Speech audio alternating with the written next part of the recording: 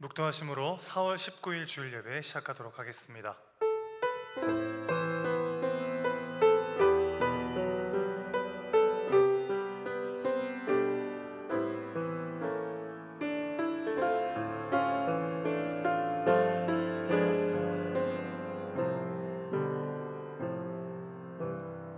사도신경으로 우리의 신앙을 고백합니다. 전능하사 천지를 만드신 하나님 아버지를 내가 믿사오며 그 외아들 우리 주 예수 그리스도를 믿사오니 이는 성령으로 잉태하사 동정녀 마리아에게 나시고 본디오 빌라도에게 고난을 받으사 십자가에 못 박혀 죽으시고 장사한 지 사흘 만에 죽은 자 가운데서 다시 살아나시며 하늘에 오르사 전능하신 하나님 우편에 앉아 계시다가 저리로서 산자와 죽은 자를 심판하러 오시리라. 성령을 믿사오며 거룩한 공예와 성도가 서로 교통하는 것과 죄를 사하여 주시는 것과 몸이 다시 사는 것과 영원히 사는 것을 믿사옵나이다. 아멘. 찬송가 325장 찬양하겠습니다.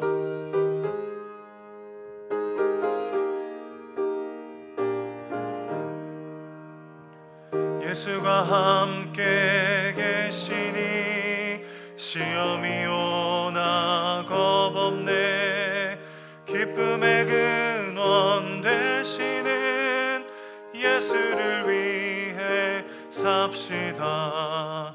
날마다 주를 섬기며 언제나 주를 기리고 그 사랑 안에 살면서 딴 길로 가지 맙시다.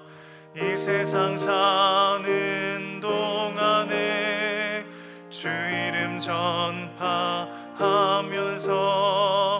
무한한 복락 주시는 예수를 위해 삽시다. 날마다 주를 섬기며 언제나 주를 기리고 그 사랑 안에 살면서 딴 길로 가지 맙시다. 이 세상 친구 없어도 예수는 나의 친구니 불의한 일을 버리고 예수를 위해 삽시다. 날마다 주를 섬기며 언제나 주를 기리고 그 사랑 안에 살면서 딴 길로 가지 맙시다. 주께서 심판하실 때 잘했다 칭찬하리니 이러한 상급 받도록 예수를 위해 삽시다. 날마다 주를 섬기며 언제나 주를 기리고 그 사랑 안에 살면서 딴 길로 가지 맙시다. 이 시간에 우리를 대표하여 박성배 장로님 기도 인도하시겠습니다. 창조주 되시며 역사의 주관자 되시는 하나님 아버지, 코로나19 확산 앞에 아무것도 할 수 없었던 저희들의 나약함을 깨닫고 그간 저희들의 교만함을 회개합니다. 21세기 최첨단 문명 앞에 속수무책으로 갈 수밖에 없는 우리의 인간의 한계와 교만함을 알게 됩니다. 하나님을 대적하며 높아지려 한 모든 나라와 교회, 공동체와 개인들이 철저하게 주님의 도우심을 간구하며 엎드리오니 저희들을 긍휼히 여겨 주옵소서. 감사하옵기는 하나님이 보호하신 대한민국이 코로나 안정권으로 가게 되며 온 국민이 함께 극복할 수 있게 해주심을 감사를 드립니다. 하루속히 일상으로 회복되도록 주님 도와주옵소서.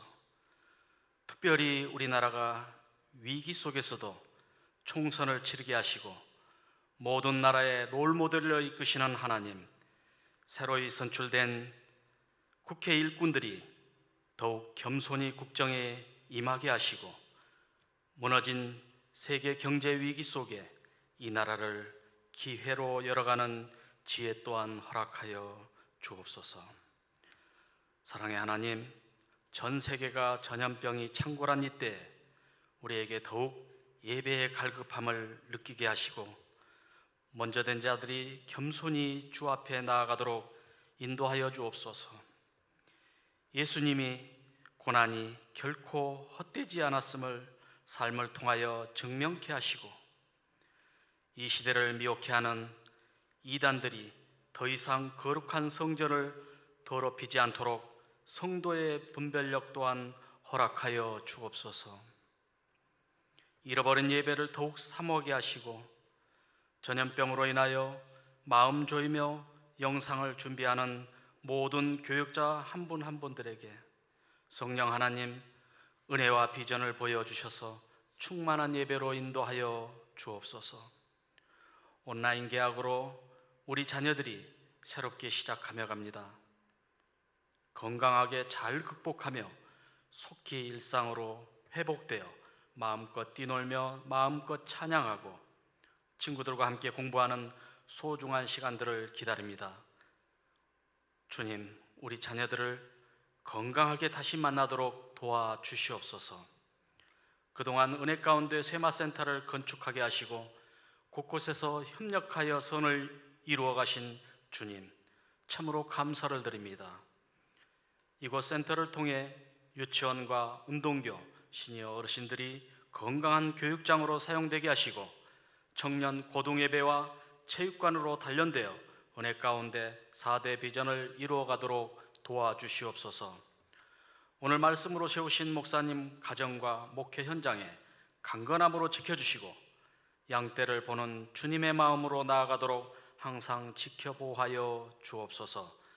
우리의 힘이시오 방패 되신 예수님 이름으로 기도드리옵나이다. 아멘.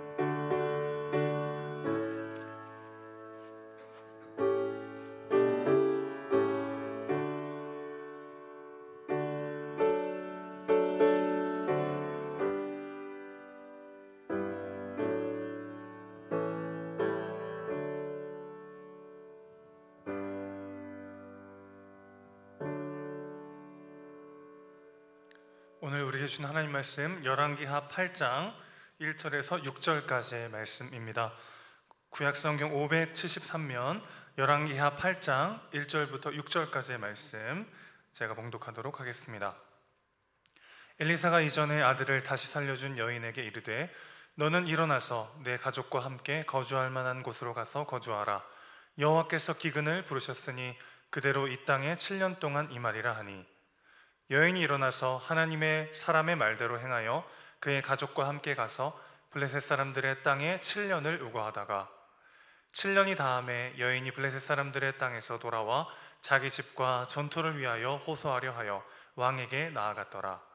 그때 왕이 하나님의 사람의 사환 게하시와 서로 말하며 이르되 너는 엘리사가 행한 모든 큰 일을 내게 설명하라 하니 게하시가 곧 엘리사가 죽은 자를 다시 살린 일을 왕에게 이야기할 때에 그 다시 살린 아이의 어머니가 자기 집과 전토를 위하여 왕에게 호소하는지라.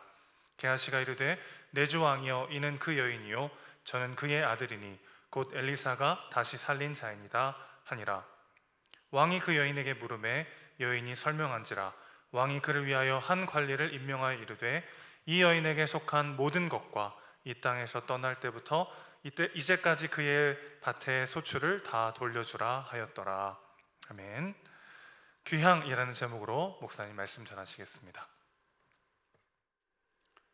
사람들이 즐겨 부르는 대중가요 안에는 그 시대의 역사와 아픔, 눈물, 감동 같은 것들이 그대로 녹아 있습니다. 그래서 오랜 시간이 지난 다음에도 옛날 자기가 살던 그 시대의 노래를 듣거나 부르면 그때의 감동이 때로는 그때의 눈물이 막 되살아나게 되는 거죠. 제가 어릴 때 주변에 있던 할머니들이 이렇게 되게 좋아하던 노래가 있었는데요. 단장의 미아리 고개라는 노래입니다. 가사는 뭐 이런 거예요. 당신은 철사줄로 꽁꽁 묶인 채 뒤돌아보고 뒤돌아보고 절묘절묘 뭐 끌려가는 눈물의 미아리 고개, 뭐 이런 내용이에요. 저는 그 가사가 무슨 내용인지도 잘 모르고, 또 왜 할머니들이 그 노래를 부르면 저렇게 막 눈물을 흘리는지 잘 이해할 수 없었죠. 그리고 솔직히 그런 노래가 재미가 없는 노래였죠. 근데 나중에 보니까 그게 철사줄로 꽁꽁 묶여서 6.25 때 끌려간 그 남편 혹은 가족들을 생각하면서 만든 노래고, 뭐 그게 해당되는 사람이거나 비슷한 시대를 살았던 사람들은 그때의 아픔과 눈물이 뭔지 알기 때문에 그냥 눈물을 펑펑 쏟으시면서 그 노래를 듣거나 불렀던 거죠. 뭐 노래뿐이겠습니까? 때로는 뭐 드라마나 영화나 이런 걸 볼 때도 나하고 뭔가 좀 연관이 있는 그런 이야기라면 연관이 없는 다른 사람들보다는 훨씬 더 큰 감동을 받고 또 훨씬 더 많은 눈물을 흘리게 되는 거겠죠. 오늘 우리가 읽은 이 본문에는 한 여인이 이방 땅 블레셋에서 산 7년 살다가 고향으로 돌아온 이야기, 그리고 돌아와서 자기가 원래 경작하던 땅을 되찾은 이야기가 나옵니다. 그런데 오늘 이 이야기를 읽다 보면요, 좀 밋밋하다라는 생각이 들어요. 왜냐하면 지금까지 엘리사 선지자와 관련돼서 나온 여러 이야기들은 굉장히 그야말로 드라마틱한 이야기들이 많았거든요. 여러분, 나만 장군이 나병을 고치는 그 이야기 우리 앞에서 살펴봤는데요, 만약 영화로 본다면요, 이거 너무 감동일 것 같아요. 온몸에 그 나병이 들어가지고 막 몸이 썩고 문드러지고 고름이 나고 했던 그 몸이 그 7번 요단강 물에 담그고 나올 때 어린아이의 살과 같이 샥 바뀔 때 아마 제가 감독이라면 그 부분은 슬로우 비디오로 찍을 것 같아요.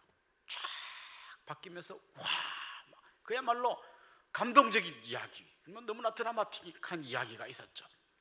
또 아니면 뭐 아람 군대가 쳐들어왔는데 사환이 나가서 보니까 큰일 났습니다. 군대가 겹겹이 우리가 사는 이 도단성을 에워싸고 있습니다. 그때 엘리사 선지자가 기도해서 이 사환의 눈이 쫙 열릴 때 지금까지 보지 못했던 불말과 불병거가 산에 가득 차서 자기들을 에워싸고 있는 걸 봤을 때 그때 그 감동 막 이런 거 아마 영화로 표현하면 너무너무 감동적일 것 같아요. 또 아니면 우리 앞에 살펴봤던 것처럼 아람 군대가 사마리아 성을 겹겹이 에워싸서 그 안에 사람들이 다 굶주려 죽고, 그래서 막 자기 아이를 잡아먹는 이 처참한 상황이다가 하나님께서 큰 소리를 들리게 하셔서 그 아람 군대가 더 도망가고 성문이 열리고 사람들이 막 쏟아져 나가서 자기들이 먹을 것을 막 먹으면서 기쁨의 환호성을 올려대는 이런 장면들은 굉장히 드라마틱한 장면이잖아요. 그런 이야기를 듣다가 오늘 본문에 보면 한 여인이 고향으로 돌아와서 자기 땅을 되찾는 이야기, 이런 건 그냥 그냥 그렇게 감동적이지 않아요. 솔직히 그냥 이런 일이 있었나 보다, 이 정도의 이야기로 끝날 것 같습니다. 그런데 여러분 기억하십니까? 이 본문이 언제 기록되었는지, 이 열왕기서가 언제 기록되었다고 여러분 들으셨습니까? 그렇습니다. 열왕기서는 이스라엘 백성들이 바벨론의 포로로 잡혀갔을 때 기록한 말씀입니다. 당연히 이 열왕기서의 첫 번째 독자들도 바벨론 포로로 잡혀가서 그곳에 있던 사람들이었겠죠. 자, 그 포로로 잡혀갔던 사람들의 마음이 어떤 마음일까요? 나는 언제나 고향에 돌아갈 수 있을까? 언제 고향에 돌아가서 정말 우리 조상들이 물려준 그 땅에서 다시 농사 지으면서 원래의 삶을 회복할 수 있을까? 그걸 꿈꾸며 오늘일까 내일일까 도대체 그런 날이 오기는 올까 막 목이 빠지라고 기다리고 있던 이 사람들에게 오늘 본문의 이야기는요, 그냥 한 여인이 고향 돌아온 얘기가 아니라 그야말로 이들의 가슴을 막 뛰게 하고, 그렇다면 이 여인이 이렇게 고향으로 돌아온 것처럼 우리도 그런 날이 올까? 이 여인이 고향에 돌아와서 자기 땅을 되찾아서 농사를 짓게 된 이 우리가 볼 때는 별거 아닐 것 같은 이야기가 포로로 잡혀가서 고향으로 돌아갈 그날을 기다리던 그들에게는 어마어마한 감동으로, 감격으로 그들의 가슴을 뛰게 했을 거라고 생각합니다. 자, 오늘 본문에 보면 한 여인이 나옵니다. 이 여인의 이름은 알려져 있지 않습니다만은 열왕기하 4장에 보면 이 여인이 살던 동네 이름을 붙여서 흔히 이 여인을 수넴 여인이라고 부르죠. 이 수넴 여인이 정말 이미 이름은 모르지만 우리한테는 굉장히 유명한 사람이 되어 있습니다. 이 여인이 아기가 없었는데, 불임이었는데 어떻게 기적적으로 엘리사 선지자가 기도해 주면서 아기를 갖는 감격적인 역사가 이미 우리가 앞에 나온 걸 살펴보았습니다. 뿐만 아니라 그 아기가 그만 또 자랐는데 죽어버렸죠. 그 죽은 아이를 엘리사가 와서 기도하면서 다시 살아나는 이 감격의 이야기가 이미 앞에 나와 있기 때문에 사실 이 여인은 굉장히 유명한 여인이죠. 그런데 그 이후로 어떻게 됐을까요? 이 여인이 나중에 알고 보니까 그 땅에 기근이 너무 심했는데 엘리사 선지자가 조언을 해주죠. 가족들과 함께 좀 피신이 해 있다가 이 기근이 끝나면 돌아오면 좋겠다. 그래서 그 여인이 간 곳이 블레셋인 거죠. 사실 기근을 피해서 이웃 나라로 간 이야기는 성경에 굉장히 많이 나옵니다. 아브라함도 기근을 피해서 애굽으로 내려갔었고 이삭도 블레셋으로 내려갔습니다. 야곱 가족은 아예 이 기근을 피해서 70여 명의 식구들이 요셉이 있는 애굽으로 다 집단으로 이민을 가기도 했죠. 또 뭐 엘리사의 선배인 엘리야 선지자 때도 엘리야 선지자가 시돈 땅에 가서 사렙다 과부의 도움을 받은 이야기가 나옵니다. 뭐 이방 땅으로 가서 그곳에서 기근을 피한 이야기는 흔한 이야기죠. 이 여인도 그렇게 한 거예요. 7년 동안 블레셋 땅에 가서 거기서 있다가 다시 돌아온 겁니다. 이 여인이 블레셋 땅에서 어떻게 살았는지에 대해서는 성경이 침묵하고 있습니다. 하지만 오늘 본문의 이야기를 가만히 읽어보면 하나님께서 얼마나 세밀하게 이 여인을 돌보시는가를 알 수 있고, 그런 하나님이시라면 7년 동안 블레셋에 있는 동안 너무나 엄청난 사랑과 또 자비의 손길을 펴셔서 이 여인을 붙들어 주셨다는 것을 우리가 추측해 볼 수 있습니다. 자, 어쨌거나 이 여인이 고향으로 돌아왔어요. 근데 돌아와 보니까 원래 자기가 농사 짓던 이 땅을 다른 사람이 경작하고 있는 거예요. 뭐 이런 것도 그 당시에 흔한 일입니다. 누가 농사 짓다가 그 사람이 어디 멀리 가버리면 그 버려진 땅을 그냥 가만 놔두지 않고 주위 사람들이 농사를 지을 수 있었죠. 혹은 그런 경우에는 뭐 나라에서 어떤 사람을 지명해서 당신이 대신 농사를 지어서 생활하시오 이렇게 또 맡겨줄 수도 있습니다. 어쨌거나 이 여인이 와보니까 자기 땅이 없는 거예요. 딴 사람이 농사를 짓고 있고 이걸 이제 자기가 돌려받아야 되니까 왕에게 이야기를 하러 온 게 오늘 본문에 나옵니다.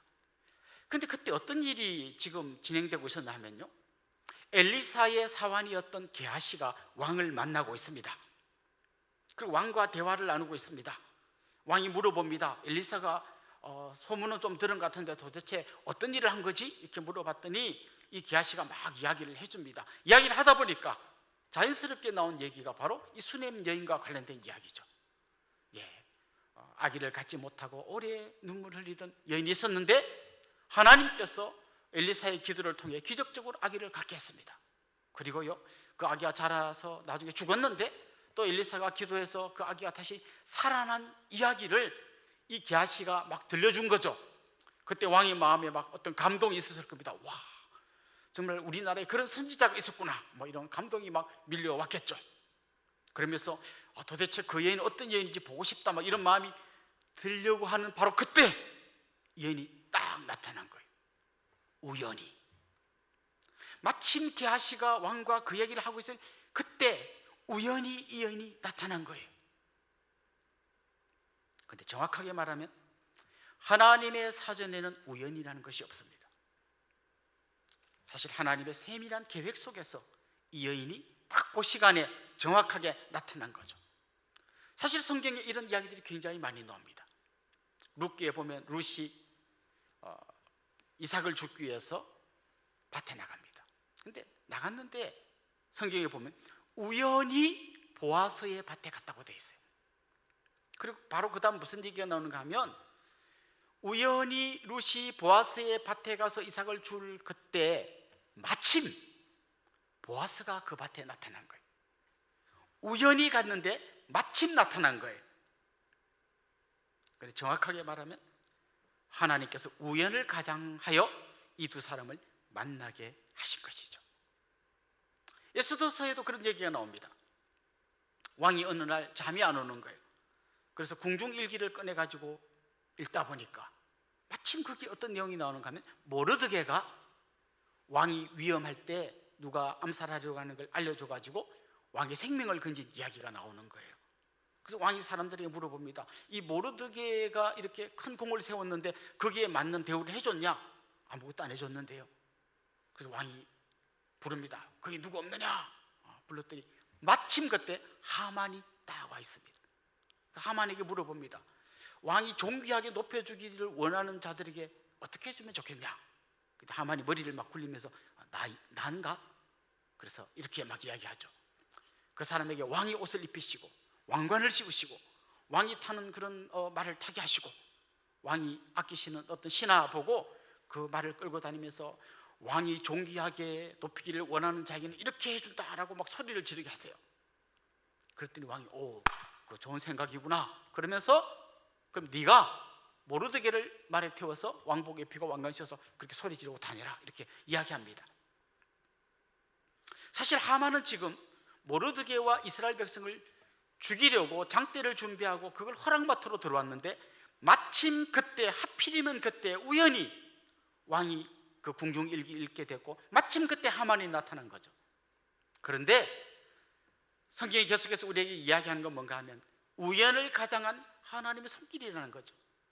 그냥 우연히 어떤 일들이 막 일어나는 것 같지만 하나님께서 세밀하게 계획하시고 준비하시고 한치의 오차도 없이 그런 일이 가능하게 만드시고 있다는 것이죠. 그렇습니다. 지금 이 이름 없는 여인, 이 수넴 여인을 위해서 하나님은 이렇게 준비하고 계신 거죠.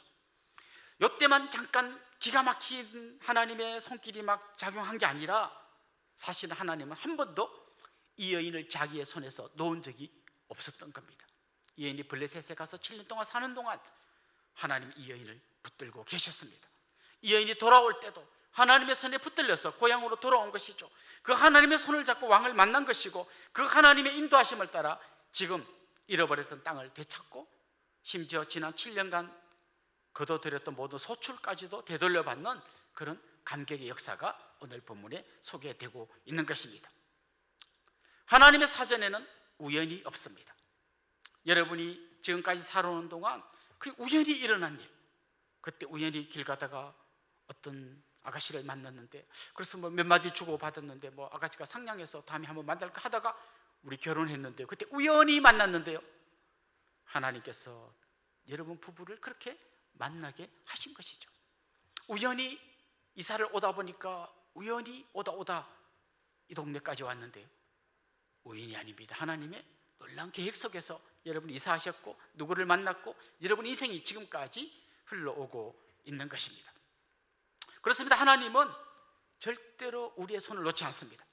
우리가 어디를 가든지 하나님 거기에 우리와 함께 계시는 분이십니다. 시편 139편 7절에서 10절 말씀에 보면 이렇게 다윗이 하나님의 이런 모습을 이렇게 고백하고 있습니다. 내가 주의 신을 떠나 어디로 가며 주의 앞에서 어디로 피하리이까? 내가 하늘에 올라갈지라도 거기 계시며 서울에 내 자리를 펼지라도 거기 계시니이다. 내가 새벽 날개를 치며 바다 끝에 가서 거주할지라도 곧 거기서도 주의 손이 나를 인도하시며 주의 오른손이 나를 붙드시리이다. 그렇습니다. 하나님은 여러분이 하늘에 올라간 것 같은 순간, 성공의 순간, 사람들이 우르르보고 박수를 치는 그 순간에도 여러분과 함께 하실 뿐만 아니라 땅바닥에 떨어져, 아니죠, 스올 죽음의 자리에 떨어져 신음하고 있을 때에도 여러분과 함께 하신다는 겁니다. 그냥 같이 구경하고 계시는 것이 아니라 그 능력의 오른손으로 여러분을 붙들고 계시고 인도해 가시고 일으키시고 함께 살리시고 걸어가시는 하나님이시라는 것입니다. 하나님 바로 그런 분이십니다. 그 하나님께서 지금까지 이 수넴 여인을 붙들고 여기까지 오셔서 수많은 인생 과정 속에 개입하시고 함께 하셨던 것처럼 한순간도 그 여인을 떠나지 않고 붙들고 계시는 것처럼 여러분을 그렇게 붙들고 있다는 것입니다. 바울은 그게 너무 감격스러워서 로마서 8장에서 이렇게 고백했습니다. 누가 우리를 그리스도의 사랑에서 끊으리요? 환난이나 곤고나 박해나 기근이나 적신이나 위험이나 칼이랴, 그 어떤 것도 우리를 붙들고 있고 우리와 그리스도를 묶어놓은 이 사랑의 끈을 끊을 자가 없다는 것이죠. 하나님이 이렇게 여러분 한 분 한 분을 붙들고 계시고 세밀하게 인도해 가시고 있습니다. 오늘 이 여인이 고향으로 돌아온 이 이야기, 귀향이라고 할 수 있겠죠. 이 귀향이라고 하는 주제는 성경 전체에서 굉장히 자주 등장하는 굉장히 중요한 주제입니다. 이 귀향이라는 주제로 정말 성경 전체가 흘러가는 그 맥을 잡아볼 수도 있습니다. 우리가 알고 있는 대표적인 귀향은 이스라엘 백성들이 애굽에서 종살이 하다가 가나안 땅으로 돌아온 이야기입니다. 종살이가 어떤 겁니까? 매일 눈만 뜨면 끌려나가서 벽돌을 구워야 했습니다. 벽돌을 구울 때 필요한 짚을 어디선가 주워오고 구해와야만 했습니다. 제대로 못하면 등짝에 채찍이 내리쳐졌습니다. 남자 아이가 나면 죽이라는 명령을 받고 자기 아이를 자기 부모가 죽일 수밖에 없는 그야말로 처참한 상황 속에 그들이 놓여 있었습니다. 그런데 하나님께서 그들을 애굽에서 불러내셔서 그들의 조상 아브라함과 약속했던 그 가나안 땅, 그들의 고향으로 돌아가게 하신 거죠. 귀향의 이야기가, 대표적인 이야기가 바로 이 출애굽 이야기입니다. 또 대표적인 이야기가 바벨론의 포로로 잡혀있던 사람들이 고향으로 돌아온 이야기입니다. 오늘 본문을 읽었던 첫 번째 독자들이 돌아온 거죠. 오늘 본문에는 그냥 그들이 희미한 어떤 소망을 갖고 막 기대하는 이야기가 나오는 거죠. 이 여인이, 오늘 본문에 나오는 이 여인이 고향으로 돌아온 것처럼 언젠가 우리도 돌아갈 날이 있겠지, 그렇게 하면서 이 본문을 읽었다면 나중에 역사는 어떻게 됐습니까? 이들이 진짜로 고향으로 돌아가는 거죠. 이들이 무력 투쟁에서 세계 최강 페르시아를 제압하고 고향으로 돌아갈 수 있는 확률은 제로였습니다. 하나님께서 그들이 생각지도 못했던 방법으로 고향으로 돌아가게 한 거예요. 어느 날 페르시아의 왕이었던 고레스가 칙령을 내립니다. 이스라엘 백성들은 다 고향으로 돌아가도 된다. 그때 그들이 어떤 마음이었을까요? 시편 126편 말씀에 보면 이렇게 이야기합니다. 여호와께서 시온의 포로를 돌려보내실 때에 우리는 꿈꾸는 것 같았도다. 그때 우리 입에는 웃음이 가득하고 우리 혀에는 찬양이 찼었도다. 그때에 문나라 가운데서 말하기를 여호와께서 그들을 위하여 큰 일을 행하셨다 하였도다. 여호와께서 우리를 위하여 큰 일을 행하셨으니 우리는 기쁘도다. 그 감격의 귀향의 이야기가 성경에 또 나오는 것이죠. 자, 여러분은 어떻습니까? 여러분에게 귀향하면 어떤 느낌이 드시고 어떤 것이 떠오르십니까? 우리하고는 별로 상관없는 이야기인 것 같습니까? 아니면 여러분이 태어난 그 고향 어디 나중에 한번 가볼까, 뭐 이 정도 이야기일 것 같습니까? 사실 더 깊은 이야기가 오늘 본문에 녹아 있습니다. 원래 인간은 하나님께서 만드신 에덴 동산의 그곳에서 너무나 아름답게 살게 창조되었습니다. 그런데 범죄한 이후에 어떻게 됐습니까? 에덴 동산에서 쫓겨났습니다. 다시는 그 에덴 동산으로 돌아가지 못하고 다시는 하나님과 그 눈물의 교제, 인격적이고 감동적인 교제를 경험하지 못하고 이제는 쫓겨나 버린 것이죠. 하나님을 알지 못하는 사람, 믿음이 없는 사람은 그 쫓겨난 가운데서 그들이 할 수 있는 뭔가를 막 해서 바벨탑을 쌓아 올리는, 이게 그들의 유일한 꿈입니다. 그래서 열심히 뭐 때로는 남을 막 남에게 손해를 끼치고 남을 짓밟고 그래서라도 내가 그냥 나만의 탑을 쌓아 올려서 한번 잘 살아보자, 뭐 그게 그들의 꿈일 것입니다. 그러나 믿음의 사람들은 전혀 다른 꿈을 꾸었죠. 예를 들면 아브라함, 이삭, 야곱 같은 사람들은 그냥 그 땅이 영원히 그들이 살아야 될 땅이라 생각하고 그곳에 대단한 자기들만의 어떤 탑을 쌓아 올리려고 하는 대신에 고향으로 돌아가기를 사모하고 있었어요. 아브라함의 이야기가 처음 시작되는 첫 번째 이야기가 뭔가 하면 고향을 떠나는 이야기에서 시작됩니다. 그의 고향인 갈대아 우르를 떠나 하나님이 지시하시는 땅, 결국 나중에 가보니까 거기가 가나안 땅이죠. 고향을 떠나 가나안 땅으로 가는 게 아브라함의 이야기의 첫 시작이에요. 그런데 아브라함이 계속해서 고향을 그리워합니다. 그런데 그가 그리워하던 고향은 갈대아 우르가 아니었습니다. 그 갈대아 우르, 요즘으로 말하면 저 강남 같은 곳에서 저 산골로 간 거나 마찬가지인데, 그 산골 마을에서 내가 살던 갈대아 우르 그 강남 같은 동네, 너무 좋은 동네를 그리워했던 게 아니고, 그가 그리워하고 그가 사모하고 그가 환영하고 있었던 것은 하나님께서 예비하신 영원한 고향, 저 하나님의 나라였다는 것이죠. 이게 진짜 믿음을 가진 성도의 삶의 모습이라는 것입니다. 누가복음 15장에 보면 탕자의 이야기가 나옵니다. 아버지의 재산을 받아서 도시에 나가서 그걸 다 써버린 다음에 탕자의 삶이 어떻습니까? 배가 고파서 그 돼지가 먹는 쥐염 열매를 먹으려고 하는데 그것조차 먹을 수 없어서 그 처참한 삶을 살고 있지 않습니까? 그 처참한 삶, 그게 고향을 떠난 저 에덴에서 추방된 인간의 삶의 본질인 것이죠. 인간은 그렇게 살게 되어 있는 것이죠. 그 절망과 고통과 탄식과 슬픔과 아픔과 눈물과 후회와 번민, 그렇게 사는 것이 인간의 모습인 것이죠. 그런데 어떻게 해서 이 탕자의 삶에 새로운 빛이 찾아오게 됩니까? 그가 고향으로 돌아갈 때 그의 인생이 완전히 바뀌게 되는 거죠. 아버지께서 달려오셔서 그 아들을 안아주십니다. 그 거짓옷을 벗기시고 가장 좋은 옷으로 갈아입히시고 손에 가락지를 키우시고 살진 송아지를 잡아서 잔치를 벌이는 것입니다. 진짜 우리 인간의 이 깊은 절망, 영원한 고향에서 추방당해서 이 땅에서 죄와 죽음 가운데 신음하며 살아가는 인간의 이 깊은 절망을 해결하는 유일한 길은 고향으로 돌아가는 것입니다.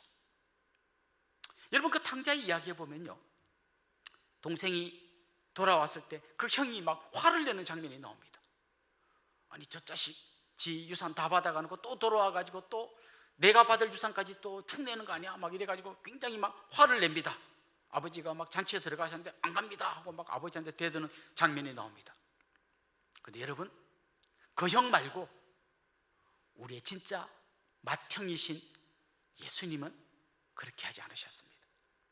오히려 그 돌아온 탕자를 살리기 위해서, 그를 영원한 아버지의 집에 잔치에 참여하기 위해서 기꺼이 자기가 길이 되어 주셨습니다. 그리고 그가 길이 되어 주시기 위해서 탕자가 있어야 될 그 자리, 그 절망의 자리, 슬픔의 자리, 아픔의 자리, 죽음의 자리, 그 십자가에 자신이 달리시면서 기꺼이 우리를 아버지의 집으로 돌아오게 해주신 것입니다. 그래서 오늘 이 귀향의 이야기는 한 여인이 돌아온 이야기이고, 더 나아가서 그 이야기를 읽는 독자들에게 어떤 소망을 주는, 우리도 언젠가는 돌아갈 수 있겠구나, 그 소망을 주는 이야기일 뿐만 아니라 바로 오늘 말씀을 듣는 여러분에게 우리가 돌아가야 할 곳은 바로 저 영원한 천국, 영원한 고향입니다. 그 고향을 사모하며 살아갑시다라는 것을 이야기해 주는 본문인 것이죠. 오늘 이 본문 앞에서 우리는 이런 질문을 던져보면 좋겠습니다. 그러면 우리는 어떻게 살아야 되는가? 언젠가 돌아갈 그 천국을 생각하면서 그냥 여기서는 견디고 막 이렇게 살면 되는가? 아니요. 그 천국을 소망하는 사람은 보통 사람과는 완전히 다른 삶을 살 수밖에 없는 것이죠. 보통 사람에게는 천국의 소망이 없습니다. 그들은 이 땅이 전부입니다. 그래서 이 땅에 사는 동안 뭔가를 다 이루어야 합니다. 돈도 많이 벌고 이름도 내고 출세도 하고 그냥 유명한 사람이 되고 박수를 받고 존경받고, 그렇게 해야만 그게 자기들의 인생이 값진 인생이 되는 겁니다. 여러분, 한번 질문을 던져봅시다. 정말 돈도 많이 벌고 이름도 내고 유명해지고 박수받고 훌륭한 사람이라고 많은 사람이 존경하게 되면 어떻게 되죠? 네, 그 사람이 죽고 나면 어마어마한 조화가 들어옵니다. 그래서 우리가 가서 보면 그 조화를 보낸 사람 이름을 보면, 우와, 이 사람도 보냈네, 우와, 이 사람도 보냈네 하는 유명한 사람들이 보낸 조화가 그 장례식을 가득 채우고, 거기도 모자라서 계단 밑에 드론 입구까지 막 줄을 세워놔야 할 만큼 어마어마한 조화가 들어올 것입니다. 그런데 그게 끝입니다. 그게 끝입니다. 그러나 우리에게는 정말 저 영원한 천국, 우리가 돌아가야 할 영원한 고향이 기다리고 있는 것이죠. 여러분, 미국에 이민 가신 분들은요, 분명히 미국에 살지만 굉장히 고향을 그리워합니다. 그래서 그들은 미국에 살지만 김치를 담아 먹습니다. 미국에 살지만 가족들끼리 한국말로 소통합니다. 미국에 살지만 수석날 특별한 음식을 해 먹습니다. 고향에 돌아가는 것을 기다릴 뿐만 아니라 그들은 고향의 그 정취를 그 땅에서도 이미 느끼고 있는 거죠. 하나님의 나라를 소망하는 사람들은 언젠가 가야 할 그 영원한 천국을 소망할 뿐만 아니라 그 천국의 정취를 이 땅 가운데로 갖고 오는 것입니다. 우리가 주기도문 할 때 나라가 임하옵시며 기도하지 않습니까? 하나님의 나라가, 내가 언젠가 돌아가야 될 영원한 고향, 그 하나님의 나라가 이 땅 가운데 임하기를 소망합니다. 다시 말하면 내가 살고 있는 이곳이 하나님의 나라가 되기를 소망합니다. 어떻게 하면 하나님의 나라를 경험하게 될까요? 하나님의 통치를 받으면 하나님의 나라를 경험하게 됩니다. 그 하나님의 통치를 받으면서, 하나님의 다스림을 받으면서 우리 가정이 천국이 되고, 내가 가는 곳마다 천국의 기쁨이 넘쳐나고, 내가 만나는 사람들에게 천국의 이 아름다운 소식을 전하면서 사는 것이 바로 고향을 기다리는 성도의 삶의 모습인 것입니다. 초대교회의 성도들은 원래 자기가 살던 고향에서 추방당해서 정처 없이 떠돌아다니면서 힘들고 어려운 삶의 여정을 이어가고 있었습니다.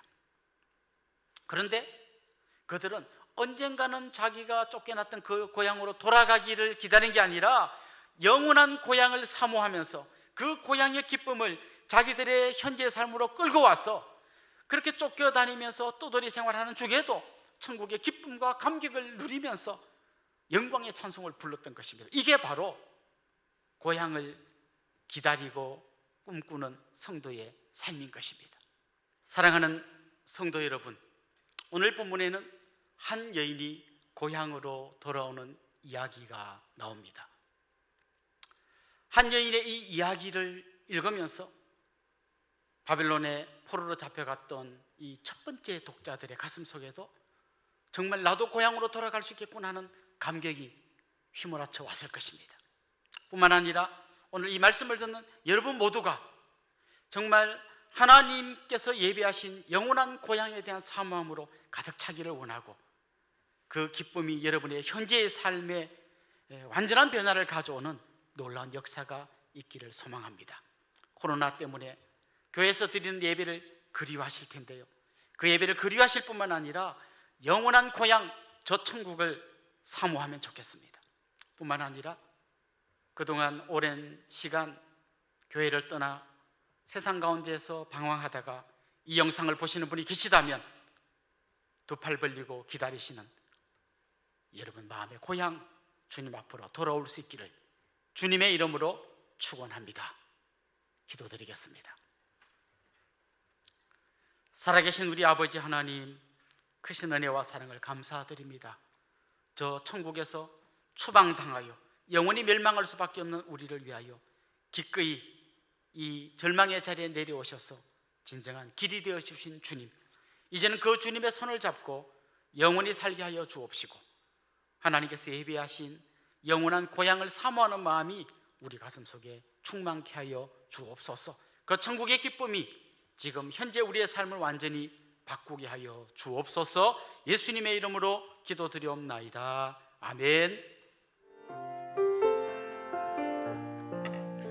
말씀을 생각하며 함께 찬양하도록 하겠습니다.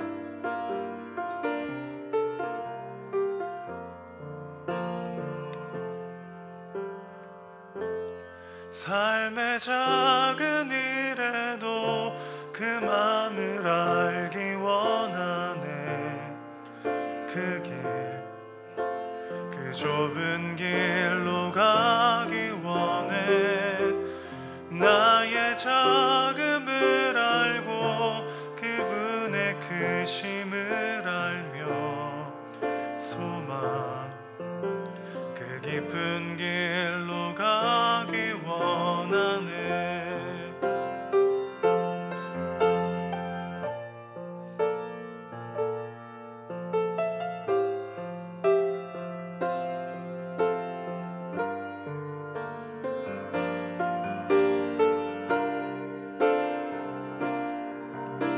저 높이 솟은 산이 되기보다 여기 오름직한 동산이 되길. 내가 아는 길만 비추기보다는 누군가의 길을 비춰준다면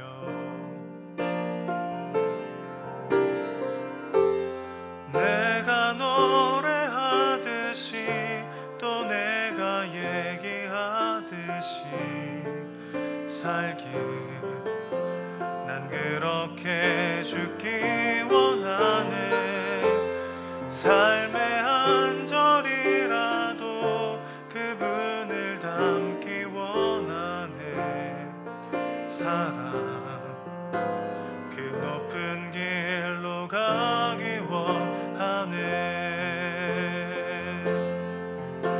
저 높이 솟은 산이 되기보다 여기 오름직한 동산이 되길 내가 아는 길만 비추기보다는 누군가의 길을 비춰준다면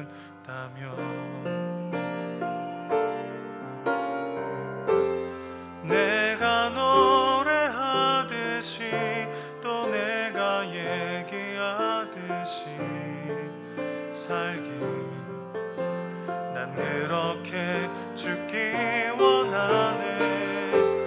삶의 한 절이라도 그분을 닮기 원하네. 사랑 그 높은 길로 가기 원하네. 그 좁은 길로 가기 원하네. 그 깊은 길로 가기 원하네. 말씀을 생각하며 함께 기도하도록 하겠습니다. 하나님의 사전에 우연은 없습니다. 우연을 가장한 하나님의 세밀한 계획과 은혜가 오늘 이 시간에도 우리에게 부어지고 있음을 믿음의 눈으로 바라보기를 소원합니다. 수넴 여인이 기적 같은 삶을 살 때나 기근을 만나 힘들어할 때나 언제나 하나님께서 그 여인과 함께 하셨듯이 하나님께서는 우리가 성공했을 때나 실패했을 때나 언제나 우리와 함께하고 계심을 믿고 담대히 오늘 하루를 살아내는 우리가 되기를 소원합니다. 또 한 가지 우리 함께 기도하실 때 우리가 돌아갈 영원한 본향 하나님의 나라를 믿음의 눈으로 바라보고 이 땅 가운데서도 그 하나님의 나라의 기쁨과 은혜를 누리며 살아가는 우리가 되게 하여 주시옵소서. 함께 말씀을 생각하며 기도하도록 하겠습니다. 하나님 아버지, 오늘도 우리의 삶 가운데 하나님의 세밀한 계획과 은혜가 쏟아지고 있음을 다시 한번 깨닫습니다. 그저 내가 선택했고 우연히 만났고 우연히 이를 경험하고 있다고 생각했지만 그러나 그 가운데 하나님의 신실하신 사랑과 은혜가 부어지고 있고 그 모든 것들을 사용하셔서 합력하여 선을 이루시는 하나님의 일하심이 오늘도 계속되고 있다는 것을 우리 기억하고 담대함으로 오늘 하루를 살아낼 수 있도록 아버지 함께하여 주시옵소서. 수넴 여인이 기적 같은 삶을 살아갈 때나 혹은 기근을 만나 힘들 때 그 모든 순간을 함께 하셨던 하나님은 오늘 우리와도 함께 하심을 믿습니다. 성공했을 때나 실패했을 때나 기쁠 때나 슬플 때나 그 언제나 우리와 함께 하신 하나님을 신뢰하게 하시고 담대하게 주님 붙잡고 오늘 하루를 살아내는 우리가 될 수 있도록 주여 도와주시옵소서. 마치 이 땅에서의 삶이 영원할 것처럼 낙심하고 절망하는 것이 아니라 우리가 돌아갈 영원한 본향은 하나님의 나라임을 기억하게 하시고 그 하나님 나라가 주는 영원의 생명과 은혜와 기쁨을 이 땅에서도 받아 누리는, 그래서 내가 살고 있는 이곳이 하나님의 나라가 되는 그 영원한 기쁨과 생명의 축제가 우리 삶 가운데 가득할 수 있도록 아버지 함께하여 주시옵소서. 그렇게 이 땅을 살지만 우리의 영원한 본향을 바라보며 오늘 하루를 살아내는 우리 모두가 될 수 있도록 아버지 함께하여 주시옵소서. 우리 사랑이시고 주인이신 예수님의 이름으로 기도합니다. 아멘. 담임 목사님과 교육자들의 특성과 함께 준비하신 예물 드리도록 하겠습니다.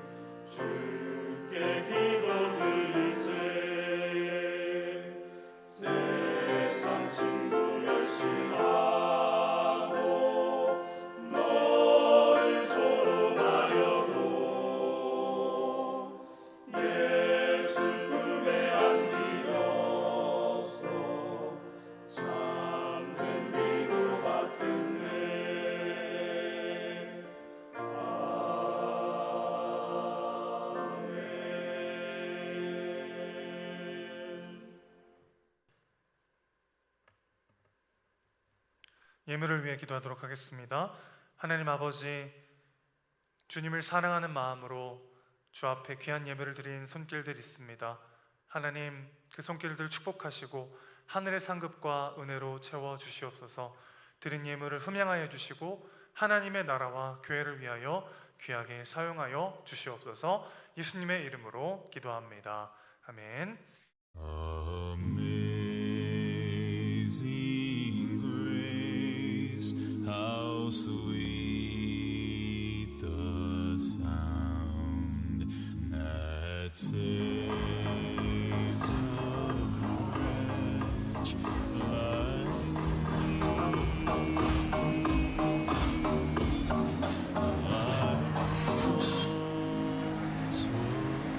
lost, but now I am found. Was blind, but now I see. 'Twas grace that taught my heart to feel, and grace my fears relieved. Well, how precious did that grace appear the hour I first believed.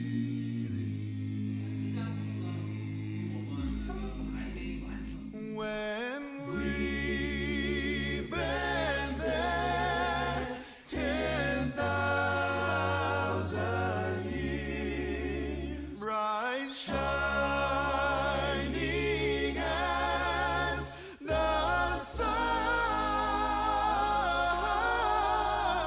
with no less days to sing God's praise than when we first begun.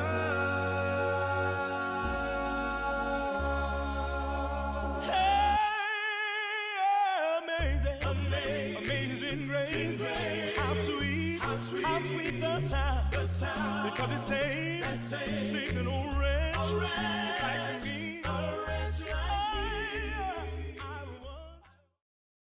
교회 소식 전해드리도록 하겠습니다. 오늘 순장 모임은 1시 30분에 실시간 라이브로, 유튜브 실시간 라이브로 진행됩니다. 모든 순장님들 함께 해주시기를 부탁드립니다. 가정예배 기간을 연장하도록 하겠습니다. 4월 26일 주일까지 가정예배 기간이 연장되었습니다. 계속해서 유튜브를 통해서 새벽기도 설교를 들으실 수 있겠고요. 수요 예배와 금요 중보 모임은 실시간 라이브로 함께 하실 수 있습니다. CTC 코리아 부활절 온라인 연합 행사가 부활, 회복, 섬김이라는 주제로 4월 26일 주일 오후 4시부터 유튜브 실시간 라이브로 방송이 됩니다. 큰숲운동에 동참하고 있는 여러 교회 목사님들의 메시지와 송정미 사모, 테너 김정훈, 그리고 헤리티지 팀의 찬양으로 꾸며집니다.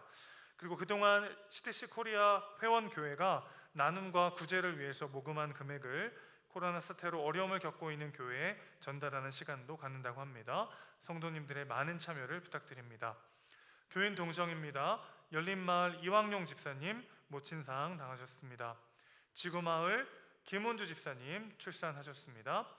예빈마을 김지은희 집사님 조마루 감자탕 개업하셨습니다. 예빈마을 이마섭 집사님 김성화 집사님 가정 이사하셨고요. 행복마을 안종팔 집사님 정정훈 집사님 가정도 이사하셨습니다. 세빈마을 성유광 집사님 이슬비 성도님 가정도 이사하셨습니다. 이제 쉐마 찬양하면서 예배를 마치도록 하겠습니다.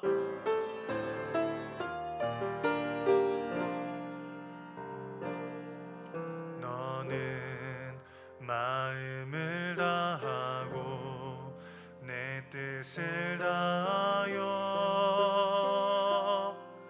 주를 사랑하라. 내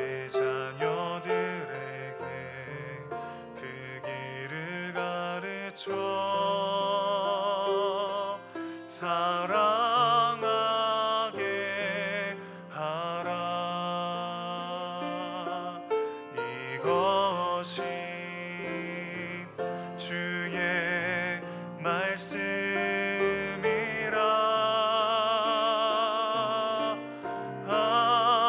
들으라 나의 자녀여, 주가 너의 목자가 되리라. 너의 가는 모든 길에 주가 함께 하시리라. 들으라 나의 자녀여, 내가 복이 되기 원하노라. 주의 명령을 지켜 행하며 주를 사랑하라.